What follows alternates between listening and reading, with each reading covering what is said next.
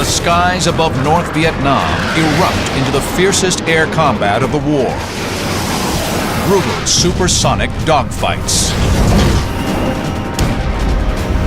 As kills mount, one U.S. pilot pursues a life-or-death quest for a coveted title. The first Air Force fighter ace of the Vietnam War. Using state-of-the-art computer animation, you're in the cockpit with America's finest pilots as F-4 Phantoms challenge communist MiG-21s. Experience the battle. Dissect the tactics. Relive the dogfights.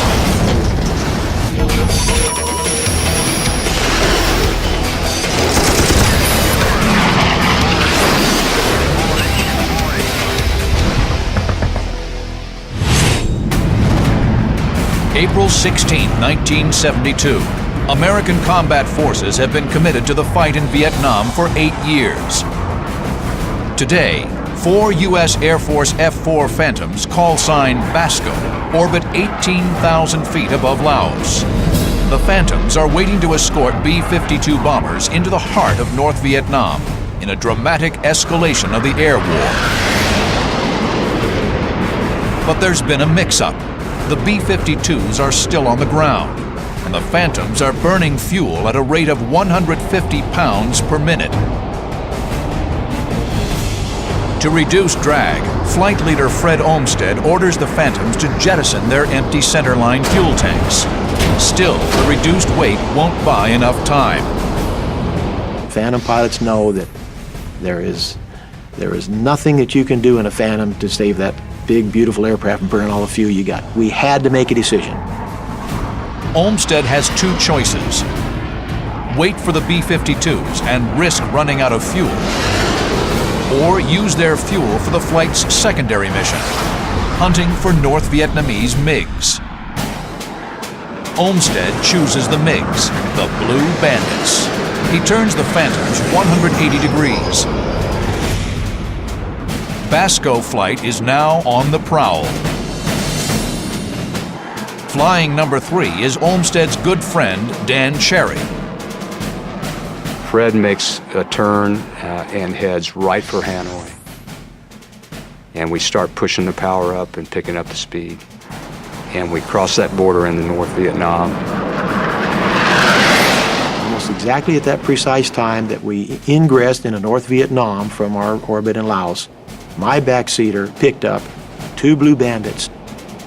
Basco flight's audio transmissions were recorded, a remarkable historical record of air-to-air combat in Southeast Asia. Basco has 2 bandits on the nose, F-20. Copy that. 2 bandits on the nose at 20. Let's get rid of them, Basco. 2 silver MiG-21s are 20 miles out and closing head-on at the Phantoms.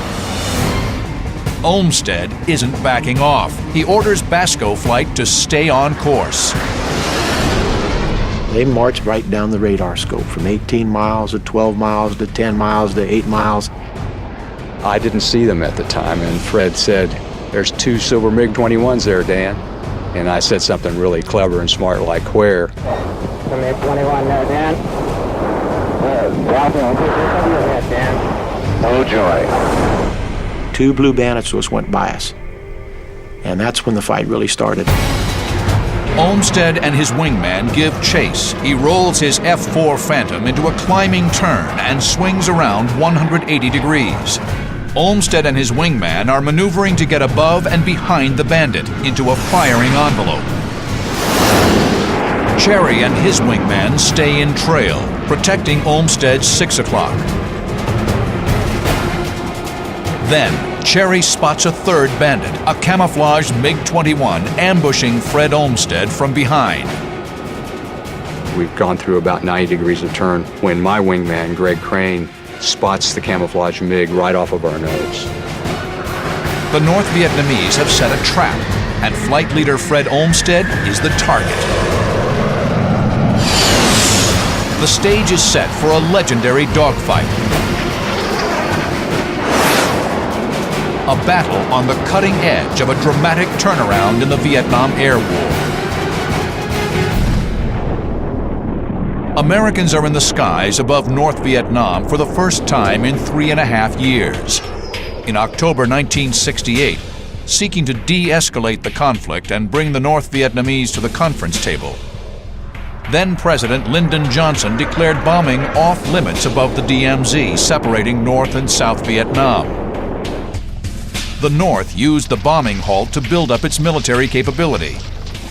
By 1972, they're ready for a major offensive. They stream hundreds of thousands of troops and armor down the Ho Chi Minh Trail. They had massed approximately 200,000 troops there north of the DMZ. That's 20 divisions, 600 tanks, and to put that in perspective, that's the same size, roughly, as the German army had during the Battle of the Bulge. In March, the North Vietnamese surged south across the DMZ. The fate of South Vietnam rests in the hands of American airmen. April 9th, 1972. For the first time in the Vietnam conflict, American B-52 bombers cross the DMZ into the north. They pound supply lines and troop concentrations, feeding the communists' advance. The gloves are coming off. In addition to dropping bombs, F-4 pilots have another mission: protect lumbering B-52s from enemy MiGs. I do remember the warning that was issued by the Chief of Staff, and he said something to the effect that if any of you hotshot F-4 drivers let a B-52 get shot down by a MiG, you won't even be able to drive a taxi cab anyplace. To American airmen, the most dangerous aerial threat is the MiG-21. First introduced in 1956, the MiG-21, like its MiG-15 and MiG-17 predecessors, is renowned for its speed and agility. But unlike its swept-wing predecessors, the MiG-21 employed a triangular delta wing, an attractive design for a supersonic fighter, combining low drag and structural weight with excellent supersonic maneuverability. It was a Formula One racer, if you want to think of it that way. Turned extremely sharp. It had a big afterburner, strong, a big thrusting afterburner engine. It could turn very, very quickly, very well. It was hard to see. No real smoke, no smoking engines. The MiG-21 is armed with 2 heat-seeking air-to-air missiles and 2 23mm cannons. It's lethal in close encounters. In contrast to the sleek MiG, the massive 2-seat F-4 Phantom was designed for the Navy in the late 1950s as a long-range fleet defense fighter. In 1962, it was adapted for the Air Force for both air-to-air and air-to-ground missions.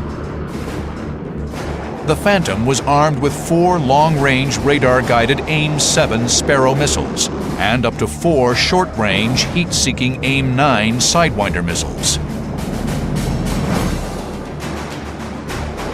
It could also carry up to 16,000 pounds of bombs, rockets, and napalm. 2 afterburning J-79 turbojet engines make the F-4 a fast and versatile heavy hitter. You'll never, ever, ever forget what it was like to start those big old J-79 engines up and add just a little bit of power and feel that big old Phantom taxiing out and shaking and rumbling. You just knew you had strapped on a very, very masculine piece of equipment. It was massive. It looked like a combat plane. Capable of reaching speeds over 1,400 miles per hour, the F-4 is 100 miles per hour faster than the MiG. But the lightweight MiG, with its tight turn radius at high altitude, has the advantage in horizontal maneuvering, while the F-4's power has the advantage in vertical maneuvers. With American Phantoms and B-52s on the attack, North Vietnamese pilots respond aggressively. They abandon their traditional hit-and-run attacks. Now they turn to challenge the Americans. There's going to be blood in the sky. Fred Olmsted and his wingman are in the middle of it.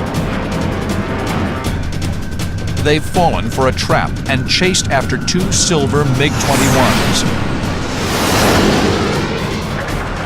A third camouflaged MiG-21 has jumped on their tail.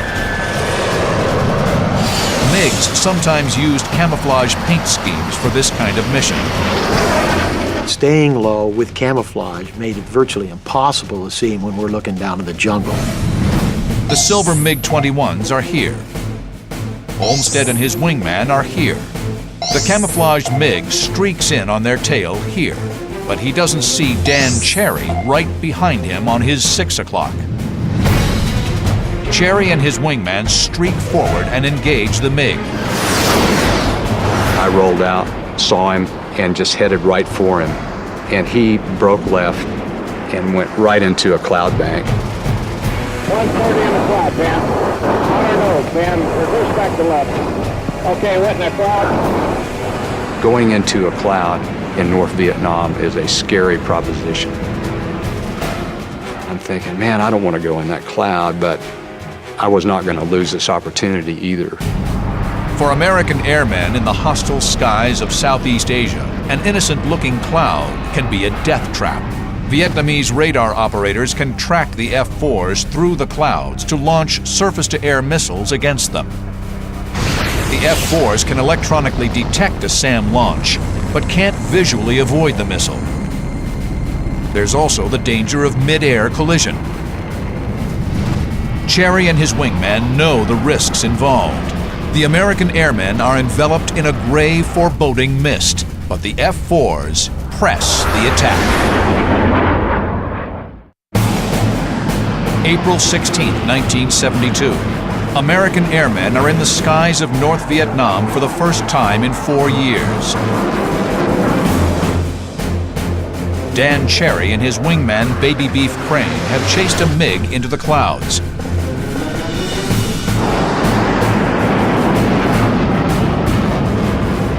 Visibility is zero, a fighter pilot's worst enemy.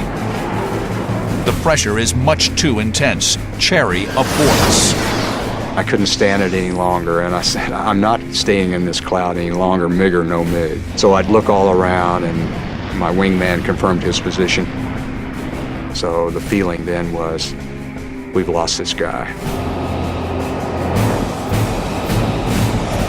Suddenly, Baby Beef calls out. MiG, 2 o'clock, 4,000 feet above, climbing right turn. It's a lucky break. The MiG bursts through the cloud bank right in front of him. We're right behind him now. We're right behind him. We're right behind him. Cherry peers skyward. The MiG has lost speed in his climb. He's directly in Cherry's killing zone. Cherry pitches his nose up, trying to gain a missile mark. His first MiG kill is right in front of him. Things seemed to slow down in their motion to where everything became really clear. Cherry gets good tone. The infrared seeker head of the AIM-9 Sidewinder growls in the pilot's headset when it gets a lock on. Cherry strains to see the missile track. Nothing. He quickly launches a second Sidewinder. Again, no missile track. The missiles have launched, but Cherry doesn't know it. The MiG's high G turn has defeated the missile's seeker head. I'm really angry. I mean, here's my whole life. I've never seen a MiG this close before. And I have this opportunity to get this guy, and I've got an airplane that's not going to work. Desperate, the MiG noses over into a spiraling dive. He's hoping that his tight turns will prevent Cherry from getting another lock-on.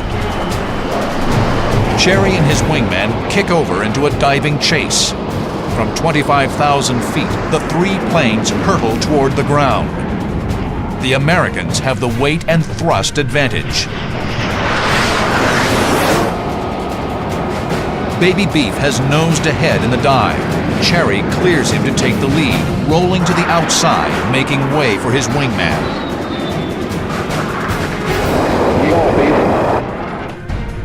Beef can't use a heat-seeking Sidewinder.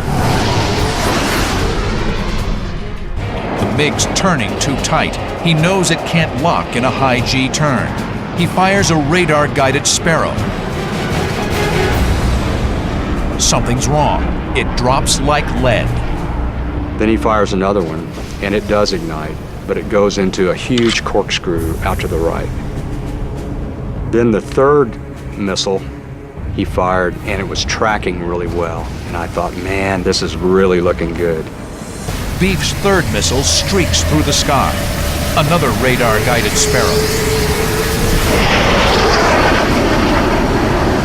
The Sparrow tracks steadily on the descending MiG. The MiG brakes hard right. The 500-pound missile should follow, but it darts past without detonating. Cherry and Beef have fired 5 missiles. All have failed. It's a problem that's plagued the Air Force since the beginning of the war. Developed in the mid-1950s, the heat-seeking AIM-9 Sidewinder relies on infrared homing. First-generation Sidewinders are plagued with problems. They're prone to interference by clouds and rain, and often lock onto bogus heat sources, like the sun. With an effective range of 2 miles, the Sidewinder is best employed against short-range targets. Its long-range counterpart is the AIM-7 Sparrow, whose maximum range of 28 miles is far greater than the Sidewinder. Introduced in the late 1950s, the Sparrow uses radar instead of infrared. It must be actively tracked to the target by the F-4's backseater, the Weapons System Officer, or WISO. But the Sparrow is virtually useless against fast-maneuvering targets inside a 5,000-foot radius. During the war, there were over 200 occasions where someone fired a Sparrow missile. It never came off the airplane. Of the ones that did come off the airplane, the kill rate was 0.11. In other words, 11 out of 100 were victorious. The Phantom Air crews have another problem. Air Force fighter pilots, as opposed to their Navy counterparts, received little or no training on how to maneuver against small, fast adversaries like the MiG. What did I learn in my training about MiG pilots? It's a very simple answer. I learned virtually nothing. The experience we received in training was not against any dissimilar type aircraft. We only saw other fellow Phantoms with the same flying characteristics that we had. The most effective air-to-air training we had was done illegally. And we would go out and fly our bombing mission or our radar low-level navigation mission and save some fuel at the end and then fight with each other. So whatever skills we had when we went in there were developed by hook or crook. Thrust into his first dogfight against an actual MiG-21, Dan Cherry is on a steep learning curve. He races through his options. 2 of his missiles have failed. But he's determined to kill the MiG. This is going to sound weird, but I'm thinking I'm going to ram this guy. That's the aggressive feeling that I had at the time, was that I was not going to let this guy get away.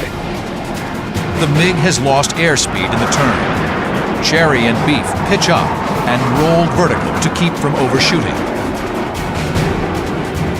As they descend once again on the MiG, Cherry calls for the lead. I got him wide. Okay, he's breaking left. He's big left, Beef. I got him. Fast full break left. Okay. Go get him, Dan. I kept telling Greg to get out of the way, and I'm in burner, and I'm trying to close on him because I'm ready to shoot. I'm ready to try to shoot. Cherry slides past Crane and fires a missile. Lo and behold, that big AIM-7 Sparrow comes out of there, and it does one of these kind of like a barrel roll maneuver like this at first. The Sparrow appears to be tracking off course, but then, to Cherry's relief, it rides the Phantom's invisible radar beam to the target. Its 65-pound warhead detonates, ripping the right wing from the airplane. Cherry watches the plane plummet in a fireball. Go down. Parachute, I parachute. From the flames, the MiG pilot miraculously appears underneath his parachute. Cherry roars past his vanquished opponent. I made a little jink with the airplane to miss the MiG pilot and his parachute. We went up by him, well within 500 feet of him. And I remember clearly his legs sticking out straight like this, and the black flying suit he was wearing, the black flying suit on. Dan Cherry has killed his first MiG. Roger, understand you got a kill on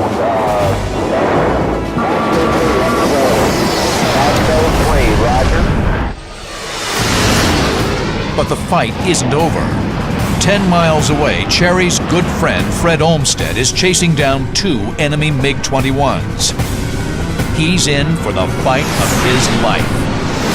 So right then, there's no doubt we're going to have an engagement. We're going to have a very serious dogfight, and somebody's not coming home.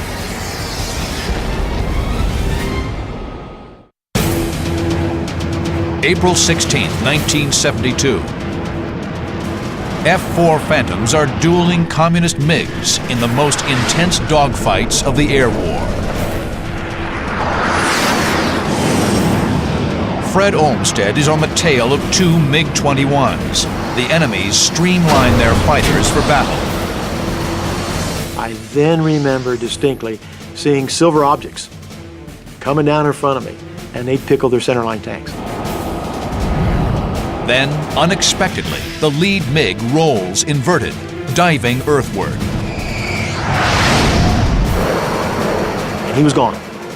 He was out of the fight. That meant it was my airplane and my wingman against their wingman. Olmsted and his wingman are here. The MiG leader has just bugged out, leaving his wingman to fend for himself. Olmsted bores in for the kill. The lone MiG jinks down and into a left turn. A classic MiG ploy. He wants to lure Olmsted into a horizontal fight where the more maneuverable MiG can outturn the Phantom. Once I saw that turn, I was confronted with a choice here, whether or not to try and turn with him and get the gun sight on him, or try and accomplish what I had learned in the past. And I said, I'm going to fight this guy in the vertical. I'm not going to get out there and try and turn with this man. Olmsted pitches vertically, then rolls over into a dive. The move allows him to stay behind the MiG while keeping his airspeed up. He'll avoid a turning fight where his heavy Phantom will dissipate crucial airspeed or energy at a far greater rate than the lightweight MiG. It's an effective maneuver called lagging. I found that I could accelerate coming down because gravity was working for me, pull inside and use my increased energy to close the distance that way. Olmsted and his wingman repeat the maneuver several times. The horizon tumbles as the planes jockey for position.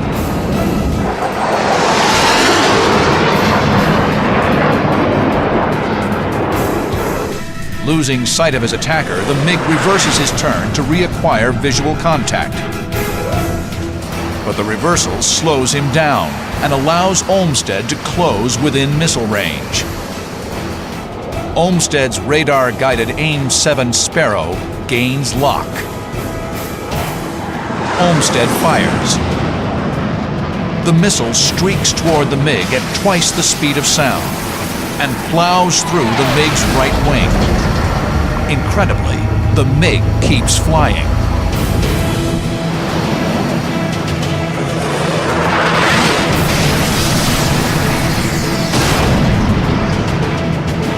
I don't know whether the missile only partially detonated or perhaps it was just the impact that absolutely sawed that wing off, but that's what I had. I had a MiG with about a half of a right wing and a spiraling left-hand turn at that time.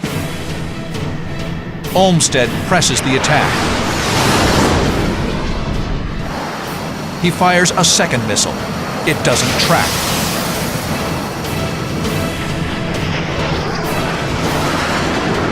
Sparrow 3 armed.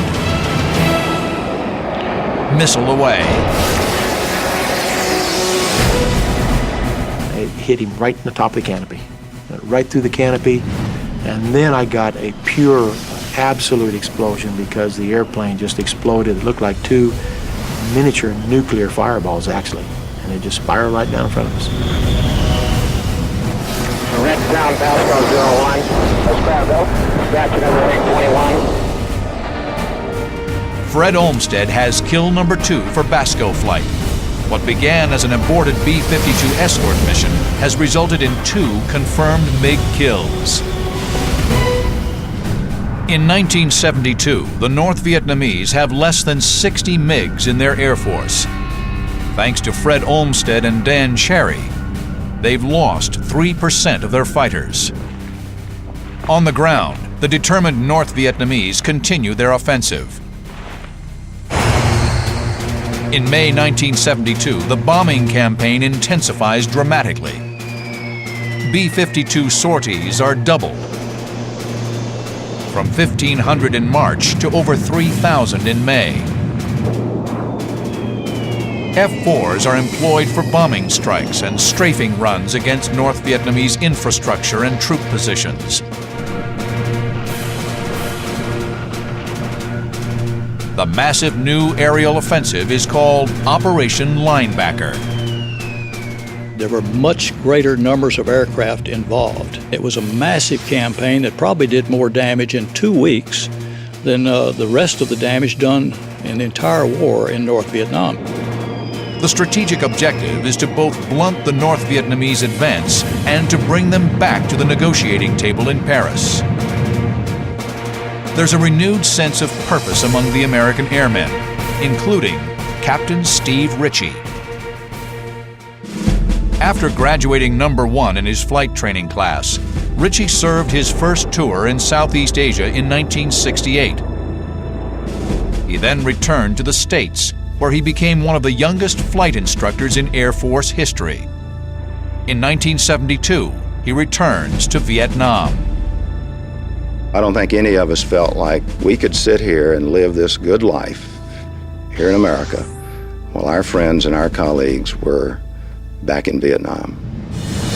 Steve Ritchie racks up his first 2 MiG kills in the opening weeks of Operation Linebacker, one on May 10th. Another on May 31st. Ritchie is proving himself a skilled dogfighter. As Linebacker rolls on through June, Ritchie flies in support of dozens of strike missions.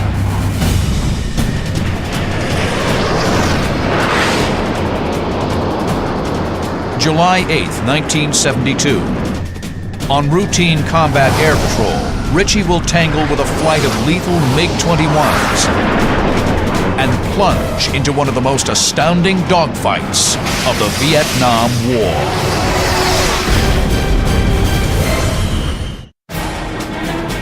July 8, 1972. Pilot Steve Ritchie leads a flight of 4 F-4 Phantoms, call sign Paula, on combat air patrol over North Vietnam. As part of Operation Linebacker, the war's biggest bombing campaign, their mission is to protect B-52s from MiGs. On this mission, the Americans are able to tap into the enemy's command and control network, an intelligence coup that's driving the success of Linebacker. They could hear the controller that was talking to the pilot. They could hear what the pilot was saying. And so you knew where they were, what they're looking at, and where they're coming from. Steve Ritchie and Paula flight are heading towards Hanoi. Suddenly, combat control crackles in his helmet. MiGs are in the air, somewhere below. Ritchie drops down to search for the enemy. He can't find them. They could be anywhere. Then another warning comes over the radio. I got a call indicating that they had us in sight and they were cleared to fire. And that information at best was about 40 to 60 seconds old. And we had no visual. So that gets your attention. If he stays straight and level, he's a sitting duck. Ritchie takes evasive action by making a hard right turn. The radio calls out another warning. This one is ominous. 2 MiGs, 2 miles to the north. The MiGs are on Ritchie's 6, the killing zone, but he still can't see them. Ritchie's best choice is to turn directly into his attacker and try to get a visual. He banks left, stays in the turn, and swings 180 degrees head-on against the unseen enemy. His head swivels in the cockpit, scanning the sky. Visible for a fraction of a second, a MiG-21 flashes by at 600 miles per hour. We passed canopy to canopy about 1,000 feet from each other, doing about 600 miles an hour each, closing at about 1,200 miles an hour. Just subsonic. I could actually see the pilot in the cockpit. The pilots of the North Vietnamese Air Force were trained by the Russians and Chinese. Their skill level varied widely. Throughout the war, it was strongly suspected that volunteers from North Korea, China, and the Soviet Union were in the cockpits of some communist planes. Ritchie knows there's another MiG in the air. They've split up, setting a trap for him. The first MiG has streaked past Ritchie. If he turns to follow, the second MiG will be on his 6, but Ritchie doesn't bite. He drops altitude and waits for the second MiG to show his hand. And he does. Now Ritchie makes his move. He pulls into a hard left turn. 6.5 Gs plaster him into his seat. He strains to keep an eye on the second MiG. The MiG banks right, an unorthodox move. I was very surprised about halfway through this turn, after losing sight during the turn, to see the number 2 MiG in a right turn level and high. Most of us who fly fighter airplanes prefer to turn left and right. We prefer a left traffic pattern to a right traffic pattern. It's more comfortable to do this than it is this. The two planes are now angling towards each other in what pilots refer to as the high crossing position. In order for his missile to get a lock, Ritchie needs to get behind the MiG. He rolls to the inside, causing the MiG to shoot past him. Ritchie's now on the MiG's tail. It's a brilliant move. Ritchie pulls hard right out of the roll and gets a radar lock. It then takes 4 seconds for the radar to feed the information to the missile. 1001, 1002, 1003, 1004, which is a long time. Squeeze the trigger, nothing happens. It's another second and a half until the missile comes off the rail. Ritchie commits a second missile. Pilots often ripple-fired the Sparrow because of its failure rate. First missile went through the center of the fuselage of the MiG. Second missile went through the fireball. The explosion sends a wall of debris hurtling through the air. Ritchie's headed right for it. He rolls up to steer clear. It's too late. Debris punches into his left wing, gouging the skin. Ritchie clutches the stick. The big Phantom shrugs off the insult. Ritchie firewalls the throttle. The fight's still on. His number 4, Tommy Fiesel, is in trouble. He's got a MiG on his 6 o'clock. Ritchie is here. Tommy Fiesel is here. He's in a tight circling turn with a MiG-21 on his tail. The MiG's tight turning radius will eventually put him in a position to shoot down Paula 4. Ritchie sizes up the situation. He's going fast. If he engages too soon, he'll overshoot. The best time to get on the MiG's tail is when it's moving away from him, and he can match its turn. Ritchie's number 4 and the MiG-21 pass in front. It's time. Ritchie pounces. The MiG-21 is now predator and prey. The MiG pilot sees Ritchie. He aborts the chase, brakes hard and down. Put the MiG in the gun sight, auto whack lock with the trigger on the left throttle. Immediate lock on, 1001, 1002, 1003, 1004. Squeeze the trigger. The 12-foot-long Sparrow blazes off the Phantom. At 1,200 miles an hour, the Sparrow rocks to the right, and then, like a spear, it buries itself deep in the MiG's belly.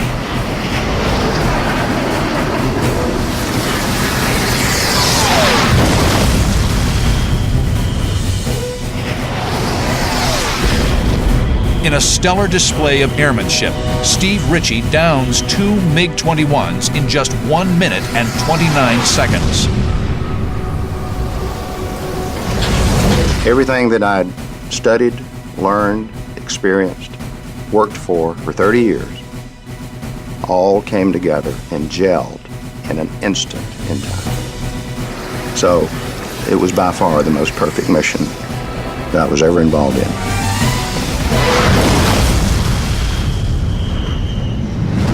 Paula Flight rejoins and heads for home, Udorn, Thailand. When they arrive, the celebration begins. I actually flew a couple of victory rolls over the field, which is kind of traditional. And we had a party at the club that night you would have enjoyed. Steve Ritchie is on the cusp of greatness. He has tied renowned veteran pilot Robin Olds with 4 MiGs to his credit. Ritchie needs just one more kill to join the coveted ranks of American fighter aces. But the quest could cost him his life. Steve Ritchie's double MiG kill on July 8, 1972 is hailed as one of the war's great dogfights. Now he needs just one more victory to become the Air Force's first and only ace pilot of the Vietnam War. There was a whole lot of attention because the Navy had an ace, Air Force didn't have an ace. There was a lot of pressure. August 28, 1972. Steve Ritchie leads a flight of 4 F-4 Phantoms, call sign Buick. Their combat air patrol mission is winding down when he gets word of MiGs in the air. I was northwest of Hanoi, beginning to get low on fuel. Turns out MiGs were southwest of Hanoi and were being vectored back to Hanoi. As flight lead, Ritchie's Phantom is equipped with a little black box that makes a big difference in air-to-air combat against MiGs. The APX-81, officially known as the Combat Tree, or just Tree to airmen. Tree is an IFF, Identification Friend or Foe transponder system. All military aircraft carry transponders that send and receive identification information to air traffic control and friendly planes. But Tree is unique. It can read the enemy's transponder. Tree-equipped Phantoms can tell if a blip on their radar is a MiG and shoot them out of the sky from miles away. We got the Tree contact way out. 2 MiG-21s coming back, non-maneuvering. They're about 5,000, maybe 8,000 feet above us. Started this climbing turn into the direction of them on the radar. Ritchie has used technology to get in position, but he must get a visual before he can fire. Under those circumstances, the cardinal rule is to never fire if there's any chance there could be a friendly in the forward firing sector. The aircraft hurtle in, their closing speed a blistering 1,500 miles per hour. Ritchie fires 2 missiles, but at these staggering closing speeds, the missile can't maintain radar lock. They streak away harmlessly. The MiGs take no evasive action. They're focused on reaching the sanctuary of Hanoi's anti-aircraft defenses. Ritchie must make his kill soon. The MiGs roar head-on past the climbing F-4s. Ritchie orders a left brake. They swing around 180 degrees and zero in on the MiG's tail. I'm now supersonic, doing about 1.2 Mach. They're still subsonic. And I got a radar lock on, fired 2 missiles. The first one appeared to go by on the right side of the MiG, and he broke left, which solved the problem for the 4th missile. The MiG's abrupt maneuver slows him down. He drifts into the Sparrow missile's effective range. The missile's warhead detonates on impact. Steve Ritchie becomes the first and only Air Force ace of the Vietnam War. The number 2 MiG, in that flight of 2, did a wave down to the ground, and I elected not to try to go after that MiG due to fuel. And, you know, I've debated that in my mind many, many times over the years, whether or not we should have tried that. Ritchie and Buick flight head south for friendly airspace as word reaches the airbase at Udorn, Thailand. The Air Force now has an ace. We came in and actually did a little air show over the field. In this rarely seen interview, Steve Ritchie recounts the mission. Picked them up high at 11 o'clock on almost a head-on pad, and from there maneuvered into 6 o'clock and fired a few missiles and was lucky enough to get a kill. Operation Linebacker thunders on. The Paris peace talks resume in late August. The devastating air assault has taken a heavy toll on North Vietnamese transportation, oil supplies, and power generation. The North Vietnamese simply did not think we had the will, or our president had the will, to bring the force of our TAC air down upon them. Miscalculated. On October 22nd, North Vietnamese concessions in Paris lead to a cessation of bombing strikes over the 20th parallel, but the talks break down again 2 months later. On December 14th, President Nixon sends Hanoi an ultimatum. Come back to the negotiating table within 72 hours, or the bombing resumes.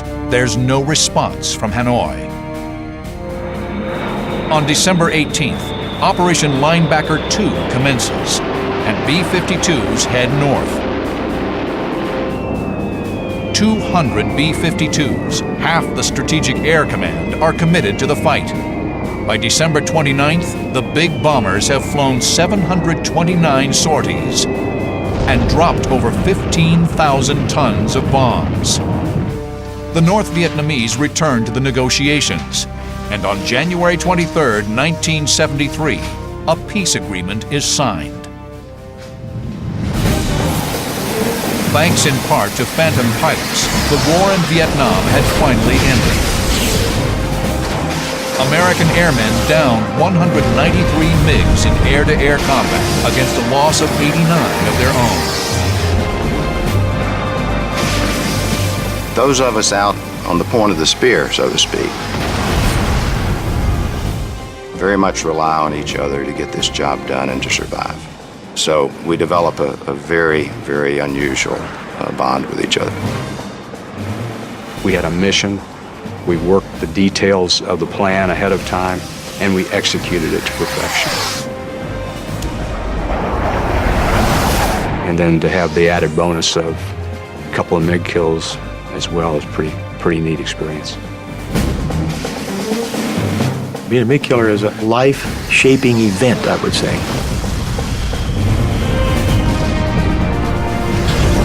You feel honored to be part of a very, very elite group of fighter pilots, going back to World War I, World War II, Korea, you name it.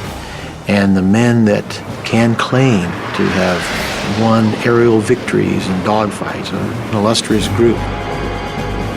So it is an honor and a privilege to be part of that group.